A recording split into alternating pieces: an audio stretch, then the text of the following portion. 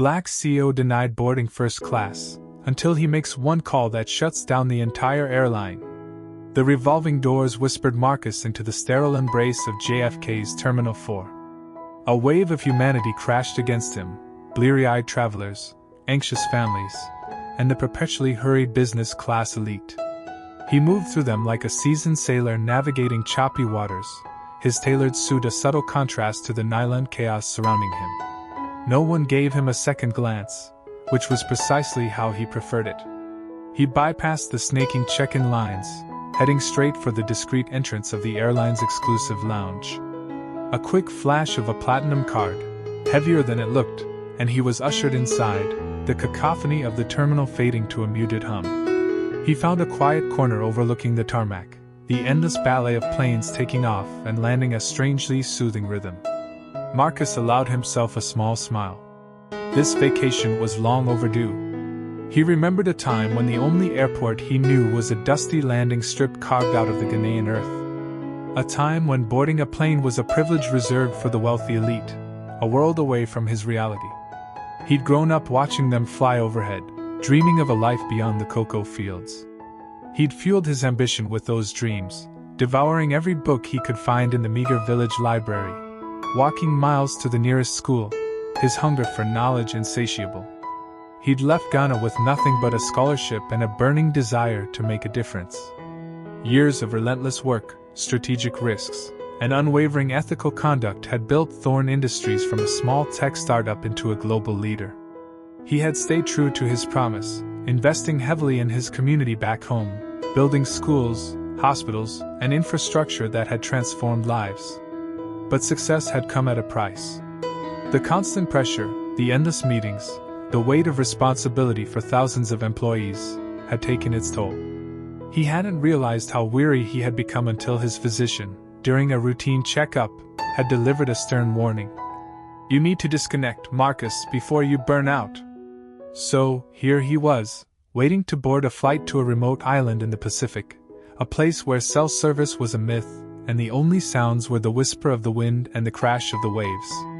He planned to spend his days swimming, reading, and simply being.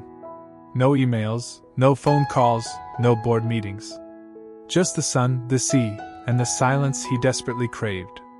He sipped his ginger ale, watching a baggage handler wrestling with a particularly stubborn suitcase. Even in the controlled environment of the lounge, he felt a flicker of unease. He couldn't shake the feeling that something was amiss, a subtle dissonance in the otherwise harmonious hum of the airport. He dismissed it as pre-vacation jitters.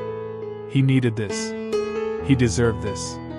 A notification popped up on his phone. An article from a Ghanaian news outlet. He hesitated, then clicked. A picture of his mother beaming, as she inaugurated the new computer lab at the village school he had funded. He smiled, a genuine smile that reached his eyes. This was what it was all about. His flight was boarding. He stood, straightened his jacket, and headed towards the gate, leaving behind the comfort of the lounge and stepping back into the orchestrated chaos of the airport. He glanced back at the photograph on his phone one last time, drawing strength from her unwavering spirit. Whatever lay ahead, he would face it with the same integrity and resilience that had brought him this far. He just hoped this sojourn into solitude would fortify him against any gathering storm. Gate 22B. The LED display above Gate 22B throbbed with a cerulean pulse, beckoning passengers to Flight 347 to Geneva. Now boarding. Marcus Thorne smoothed the supple leather of his briefcase, the calfskin a tactile reassurance. His movements were fluid, efficient, the hallmark of a seasoned traveler. A perfectly cut navy suit draped his frame. He had, as always, factored in a generous buffer. For Marcus, promptness wasn't merely a virtue, it was a creed. He joined the short queue, the air buzzing with pre-flight anticipation. An olfactory cocktail of cloying perfume and stale, recirculated air hung heavy. At the desk, he offered a curt nod to the gate agent, a woman named Brenda whose eyes seemed etched with weariness. "Good morning." Marcus's voice, a low rumble, cut through the din. He presented his boarding pass, the crisp cardstock a declaration of his right to seat 2A.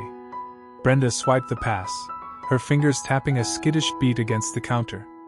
The scanner emitted a beep, but the green light remained elusive, replaced by a sickly orange glow. A frown furrowed her brow as she pecked at her keyboard. "Mr. Thorne," she announced, her voice clipped and devoid of warmth. "I'm sorry, but this flight is oversold. We can't accommodate you." A single eyebrow arched, an almost imperceptible movement. "Oversold? But I hold a confirmed first-class reservation." He let the implication hang. He knew the drill. Brenda avoided his gaze, shuffling papers with undue diligence. "Yes, sir, I see that. However, several passengers with elevated priority status were given precedence." Elevated priority status? He recognized the game. He'd played it himself, albeit from a position of advantage. His gaze swept the gate area. A young woman, clad in leggings and a faded university sweatshirt, passed through, her backpack bobbing merrily.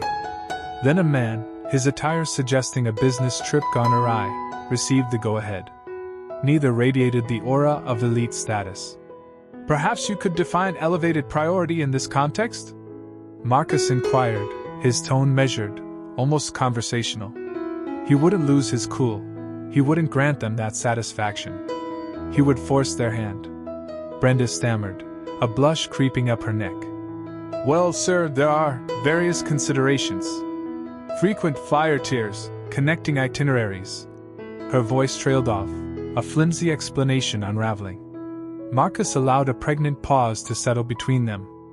"So, despite securing a first-class ticket well in advance, I'm being bumped because—" He left the question unresolved, a challenge hanging in the humid air. Brenda's eyes flickered from his face to the swelling throng of impatient travelers behind him. She moistened her lips, a nervous tick. "Sir, I can rebook you on the subsequent flight. Departure is in approximately 6 hours. 6 hours. 6 hours evaporated. 6 hours dismantling his meticulous schedule, throwing grit into the finely tuned gears of the crucial deal he was on the cusp of sealing. He had to be in Geneva, face to face, forging connections. He needed to arrive precisely on schedule. Marcus held her gaze, his dark eyes gleaming with quiet determination. "I believe there's been a misunderstanding," he stated, his voice a velvet threat. "I suggest you rectify it. Immediately." The confrontation.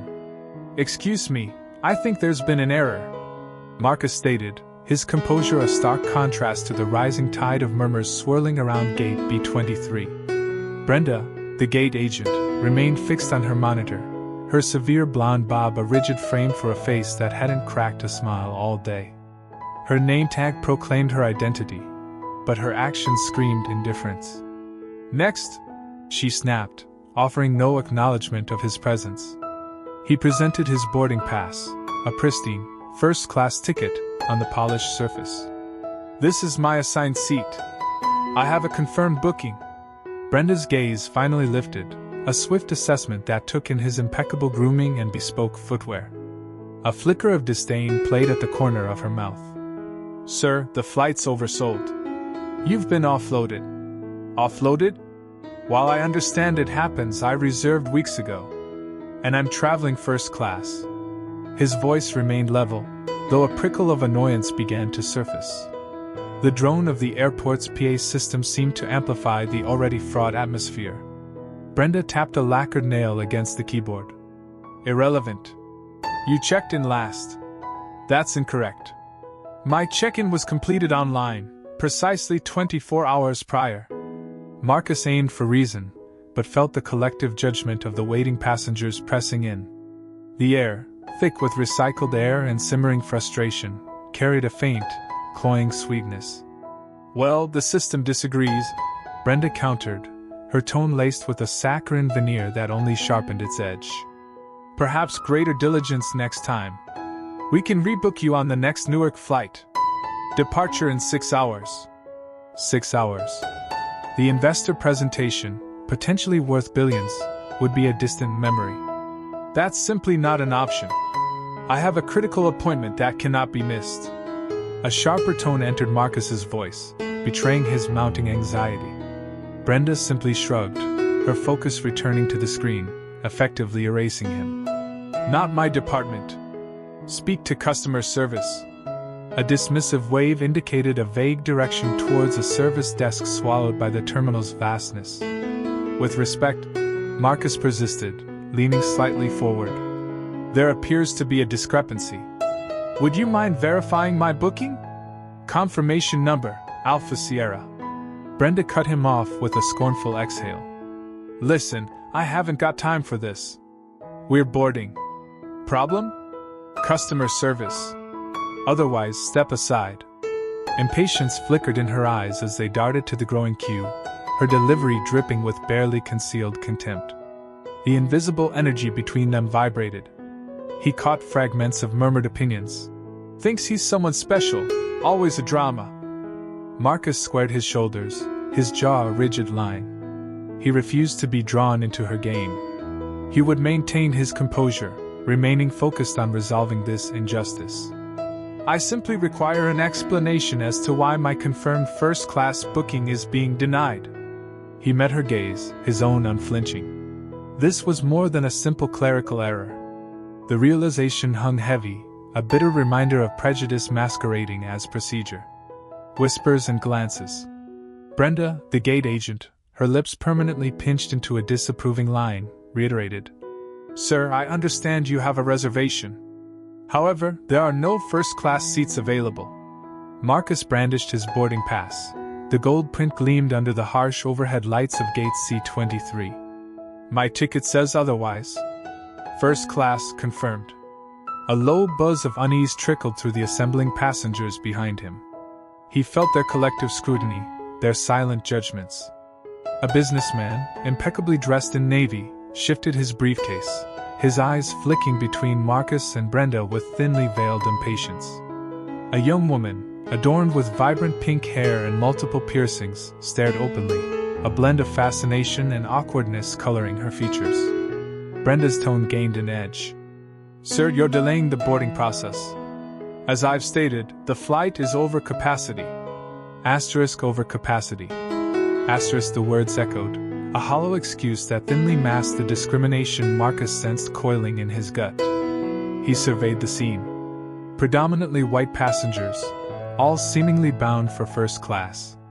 The implications were clear, the feeling familiar and unwelcome. The businessman cleared his throat, the sound amplified in the sudden hush. Perhaps a seat in coach would be acceptable? He offered, his tone laced with a condescension Marcus recognized instantly. Marcus disregarded him, locking eyes with Brenda. So, what are my alternatives? He inquired, his voice even and resolute. He wouldn't betray his anger, wouldn't grant them the satisfaction of seeing him crumble. Brenda exhaled dramatically. I can place you on standby for the next departure, though there are no guarantees. Standby? Marcus countered, his eyebrows rising in disbelief. With a confirmed first-class reservation? That's hardly a solution. The pink-haired girl whispered to her companion, a gangly teen sporting headphones. He stole a glance at Marcus, then quickly averted his gaze, a flicker of unease, or perhaps just embarrassment, flitting across his face. A woman in a floral print dress, her face a roadmap of wrinkles, edged closer to Brenda. Is there a problem? She asked, her voice dripping with manufactured concern. A performance, Marcus thought. Concern for the schedule, not the man being unjustly denied his seat. Marcus squared his shoulders, feeling the weight of their collective gaze, the unspoken assumptions bearing down. A black man, disrupting the line, causing a scene. He was upsetting the comfortable rhythm of their lives. He was the problem. He reached into his pocket, withdrawing his phone. I believe, he announced, his voice slicing through the murmurs. It's time I made a call. He met Brenda's unwavering gaze, a silent promise hanging in the balance. This wasn't finished. Not by a long shot. The phone call. The boarding agent's saccharine smile twisted in Marcus's gut like a rusty knife. I'm so sorry, Mr. Thorne, but the flight is overbooked. We've already offered compensation, and all the volunteers have boarded. There's simply nothing we can do. He forced a smile, the kind that didn't reach his eyes. I understand. he said, knowing full well he didn't. He didn't understand how a confirmed first-class ticket held less weight than a feather in the wind. The simmering anger he'd kept leashed since arriving at the gate threatened to boil over. He needed to think, to strategize, away from the prying eyes of the gate staff and the curious glances of fellow passengers. "Excuse me," he mumbled, stepping away from the counter, phone already in hand. He found a relatively quiet corner near a full ficus plant, the sickly green plastic a poor imitation of nature's vibrant touch. He swiped through his contacts, his thumb hovering over a name that held immense power, a name rarely used, a name synonymous with solving problems. He pressed call. The phone rang twice before a deep, resonant voice answered. "Yes, Thorne?" The tone was clipped, impatient, as if he'd interrupted something important, which he probably had. "Good morning, Robert," Marcus began, his voice carefully neutral. He could hear the distant hum of a helicopter blade through the receiver, a sound that spoke volumes about the man on the other end.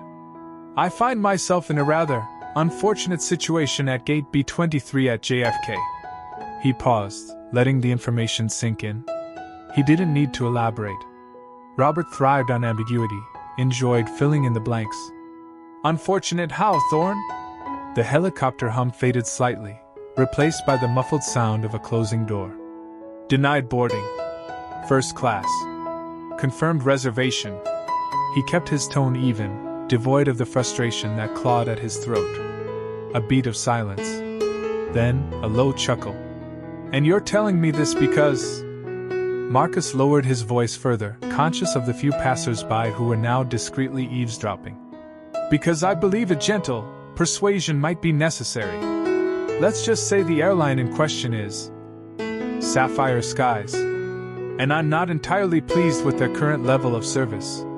He heard a sigh on the other end, a sound that suggested both annoyance and a grudging respect. "Sapphire Skies, you say? I believe I have a familiarity with some of their board members." Marcus allowed a small, genuine smile to finally grace his lips. "Indeed.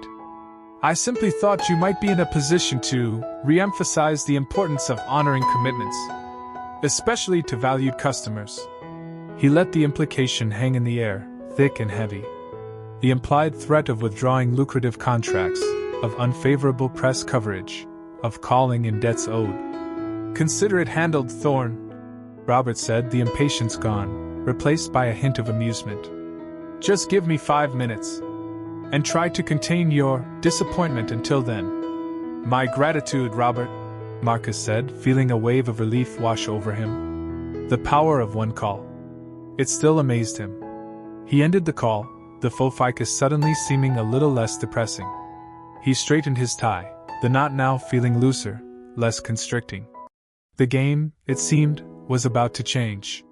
He strolled back towards the gate, the saccharine smile on the boarding agent's face soon to be replaced by something else entirely. He could feel it. The agent's arrogance. The boarding pass lay rejected on the counter, a flimsy piece of cardstock embodying a much heavier weight of humiliation. Marcus stared at it, then back at the gate agent, Brenda. Her face, previously a mask of professional neutrality, now held a faint, almost imperceptible smirk. He clenched his jaw, forcing himself to maintain composure. Arguing would only validate her prejudice, paint him as the angry black man she likely already perceived him to be. He gathered his briefcase, the leather cool and smooth beneath his fingertips, a small comfort in the face of this blatant injustice. "Is there a supervisor I can speak with?" he asked, his voice even, devoid of any tremor that might betray his rising anger. Brenda tapped a perfectly manicured nail against the counter. "Sir, the flight is closed. Speaking to a supervisor won't change that. You arrived late. End of story." She turned to the next passenger in line, a young woman with bright pink hair and multiple piercings. "Next." Marcus stepped aside, but remained within earshot. He needed to understand, to document. He pulled out his phone, ostensibly checking emails, but actually activating the voice recorder. As the pink-haired woman presented her boarding pass, Brenda's voice, now laced with a sugary sweetness, dripped with insincerity. "Have a wonderful flight, dear. So glad you made it on time." Then, under her breath, loud enough for Marcus and several others in the immediate vicinity to hear, Brenda muttered, "Honestly, the entitlement some people feel these days. Thinking the rules don't apply to them." She punctuated the remark with a theatrical eye roll. The blood rushed to Marcus's head. Entitlement? He'd built his company from the ground up, navigated a world rigged against him, overcome obstacles she couldn't even fathom. This woman, sitting behind her little fortress of corporate policy, dared to accuse him of entitlement? He saw the pink-haired woman's face shift. She glanced at Marcus, a flicker of discomfort in her eyes, then quickly away. A businessman in a tailored suit, standing a few feet away, frowned, his hand instinctively adjusting his tie. An elderly woman, clutching a rosary, pursed her lips and shook her head slightly. The air crackled with unspoken disapproval. Marcus's fingers tightened around his phone. The microphone was picking up everything. He could feel the heat rising in his chest, the urge to unleash the fury that simmered just beneath the surface. But he knew that would be a mistake. He wouldn't give her the satisfaction. Instead, he took a deep breath, focusing on the cool air entering his lungs. He needed to play this smart. He walked a few paces away, the sound of his expensive leather shoes echoing softly on the polished floor. He had a call to make. A call that would make Brenda's casual arrogance evaporate like morning mist. The tides turned. A prickly tension had replaced the humdrum airport atmosphere at Gate B-23. A palpable unease throbbed beneath the sterile glow. Marcus, immobile amidst the throng of departing passengers, observed the shift. The first clue wasn't a sound, but a sight. Furtive motion near the jet bridge's entrance, followed by the agitated retreat of sharply dressed figures. Brenda Davies, among them, bore a look that eclipsed her usual vibrancy. A tablet was clutched in her hand, knuckles bone white. Her earlier, polished smile had vanished, superseded by a tight-lipped grimace that hinted at inner turmoil. She avoided Marcus's eyes, offering only a slight dip of her head in acknowledgement. The gate agent, moments before radiating an infuriating self-assurance, now resembled prey. His shoulders slumped, his coiffed hair slightly disheveled. The tablet he had wielded with such certainty was now clutched protectively. Gone were the confident boarding announcements, replaced by nervous throat clearing. Executives descended upon the gate, a clicking chorus of expensive leather on linoleum. Their boardroom voices, usually so controlled, buzzed with hushed urgency. A severe blonde woman stabbed a finger toward the gate agent, her words inaudible but unmistakably sharp. Brenda drifted closer to the counter, her eyes flickering between Marcus and the escalating chaos. He could almost taste her internal conflict. She understood something profound was amiss, more than just the delayed boarding. The realization, a bitter draft, was starting to sink in. The blonde woman, clearly the group's spearhead, confronted Marcus. Her face was a carefully constructed mask, but her voice shook, betraying her anxiety. "Mr. Thorne," she began, her voice tight. "There appears to have been a misunderstanding. A most unfortunate error." Marcus remained seated, his face a blank canvas. He merely arched an eyebrow, silently urging her onward. She swallowed with difficulty. "Your seat is, of course, available. We deeply regret the inconvenience. We would be privileged to welcome you aboard." The gate agent, on the verge of collapse, scrambled forward, pallid. "Mr. Thorne, please, allow me the honor of escorting you." He snatched a pre-boarding pass and extended it with a trembling hand. Brenda watched, her face a blend of dawning relief and simmering disgust. Relief at the apparent correction of the injustice, disgust at the blatant hypocrisy. Her gaze met Marcus's for a fleeting instant, a spark of recognition passing between them. It was a silent acknowledgement of his influence, and the lengths to which the airline would bend. But beneath it all, Marcus sensed a different emotion in her eyes, a budding defiance, a quiet questioning of the system she had so readily accepted. The current, indeed, had shifted. And Brenda, he suspected, was poised to be swept under. Justice served. "Mr. Thorne, please forgive us." The taller of the two executives gushed, his face slick with a nervous sheen under the harsh airport lighting. This is a terrible misunderstanding. We value your business immensely. He gestured towards the gate, where a small crowd had gathered, their murmurs a low, unsettling hum. Marcus remained impassive, arms crossed, the tailored fabric of his suit uncreased. A misunderstanding? I had a confirmed first-class ticket. I was here on time. What exactly was misunderstood? The second executive, a woman with tightly wound blonde hair, stepped forward. We'd like to offer you a complimentary upgrade to our private suite on your next flight. Anything, Mr. Thorne. Just name it. Marcus allowed a ghost of a smile to play on his lips. A private suite? Interesting offer. But I think I'll decline. Confusion flickered across their faces.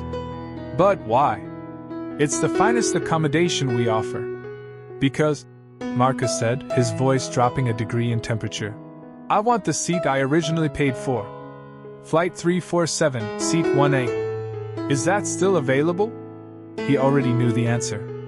He could practically taste the airline's escalating panic. The blonde executive exchanged a frantic glance with her colleague. Of course, Mr. Thorne. Absolutely. We'll make it happen. But the paperwork, the rescheduling. Then get to it. Marcus cut her off, his gaze unwavering. And there's one other thing. He turned his head slightly, directing his focus towards Brenda Davies, who stood rigid behind the counter, her usual polished demeanor replaced by a stark, almost haunted expression. Brenda swallowed hard, her eyes wide with a mixture of fear and resentment. She knew what was coming. The air crackled with the unspoken tension. The gate agent who refused me boarding. Marcus continued, his voice resonating with quiet authority. She's no longer needed here. The executives paled. The taller one stammered. Mr. Thorne, are you sure? Perhaps a disciplinary action. I'm quite sure. Justice needs to be served swiftly and visibly. The blonde executive, finding her voice, cleared her throat. Brenda Davies, you are hereby terminated, effective immediately. Security will escort you from the premises. Her words were clinical, devoid of any personal feeling. Brenda's shoulders slumped. A tear escaped and traced a path down her cheek, leaving a clean streak through her makeup. She looked at Marcus, her eyes pleading, but he remained unmoved. He didn't relish this, but it was necessary. He had to prove a point. The onlookers gasped. A collective murmur rippled through the crowd. The power dynamic had shifted completely. The airline executives, once in control, were now puppets dancing to Marcus's tune. Two security guards materialized, their presence adding to the spectacle. They approached Brenda, their faces impassive, and gently guided her away from the counter. As she passed Marcus, her eyes locked with his for a fleeting moment, a silent exchange of resentment and regret. Then, she was gone, swallowed by the anonymity of the airport crowd. The executives turned back to Marcus, their faces etched with desperation. Your seat, Mr. Thorne. It's ready. Please let us escort you to the plane. Beyond the apology, the weight of 100 gazes pressed on Marcus as he traversed the jet bridge. The act of boarding, once routine, now felt loaded. No longer simply Marcus Thorne, CEO, he embodied something larger, a flashpoint. Some passengers glanced away, discomfort etched on their faces, while others gaped openly, murmuring behind shielding hands. A few offered subtle nods, a spark of kinship in their eyes. He met none of their eyes, intent only on reaching his first-class seat, the same plush space that had been unjustly denied him only hours prior. Settling in, he straightened his tie. Moments later, a woman with impeccably coiffed gray hair approached. Her power suit spoke of high office, and the regretful downturn of her lips confirmed his guess. It was Amelia Hayes, head of Global Airlines. Mr. Thorne, she began, her voice thick with contrition. I am profoundly sorry for the inexcusable treatment you endured. There are simply no justifications. It was reprehensible, and utterly misrepresents Global Airlines' values. Marcus fixed her with an unwavering stare. An apology is a beginning, Ms. Hayes. Hayes twisted her hands. We aim to do more than offer words. Compensation will, of course, be provided. But more importantly, we are committing to a comprehensive program of diversity and inclusion training throughout our entire organization, effective immediately. He arched a brow. Training? That's your panacea? It's a substantial step, she asserted. We will engage experts, overhaul our protocols, and guarantee that every employee internalizes the imperative of treating all individuals with respect and dignity. Marcus reclined in his seat. Respect and dignity shouldn't necessitate instruction, Ms. Hayes. They should be fundamental. This transcends a superficial remedy, a public relations ploy to bury the issue. This concerns fundamental, deep-seated transformation. The dismantling of the ingrained prejudices that permitted this to happen. Are you prepared to embrace that? Hayes faltered, a shadow of uncertainty clouding her eyes. We are committed to whatever it takes to regain your confidence, Mr. Thorne, and the confidence of our patrons. Before he could reply, a tentative voice piped up. Mr. Thorne? It was Brenda Davies, her eyes swollen, her face a map of shame. She stood awkwardly in the aisle, clutching a well-worn handbag. I just wanted to express my remorse. Real remorse? I realize it's inadequate now, but I never intended for the situation to escalate as it did. I was mistaken. Terribly mistaken. Her voice broke. And I've lost my job. Marcus regarded her with a detached air. Consequences for actions, Ms. Davies. Yes, of course. I understand. But if I can contribute in any way to these new initiatives, however small, I would like to. I want to be part of the solution. He studied her for a beat, detecting a genuine, though belated, contrition. We'll see, Ms. Davies. Deeds resonate more profoundly than words. The flight itself was uneventful, yet tranquility eluded Marcus. The exchanges with Hayes and Davies looped in his mind. He understood this was merely the prelude. The true labor lay ahead, in holding the airline to its pledges and ensuring this incident served as a crucible for meaningful progress. Disembarking in St. Lucia, the balmy Caribbean air flooded his senses. The riot of colors, the aroma of sea salt and hibiscus, it was a welcome departure from the sterile atmosphere of the airport. He was here to unwind, to detach and rejuvenate. But as his gaze swept across the azure expanse of the ocean, he knew that his fight for equality remained unfinished. This was but an intermission, a moment to fortify himself for the long journey ahead.